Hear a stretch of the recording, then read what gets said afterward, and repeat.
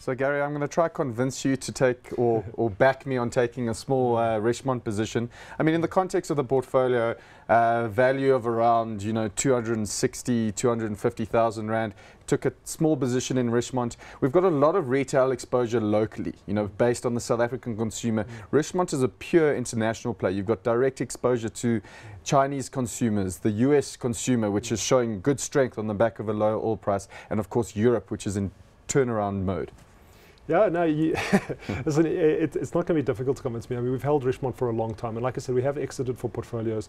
But again, I think this, you can argue that this is a great tool to diversify out of South Africa because of that offshore exposure. I mean, our portfolios are very focused offshore already. I mean, we've been taking a lot of the benefit from the sort of the currency weakening.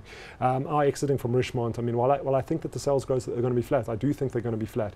I think it is important if you do have a South African-centric portfolio to get that offshore protection, and that for that reason alone you could definitely add Richemont to the portfolio. And also we saw the spike of the Swiss franc when it was unpegged, but over quite a few months we've seen it actually weaken again to the US dollar. So to imagine their costs and their margins in the US, where I would pick as a strong growth point for them at the moment, should start picking up, and I think that might surprise to the upside.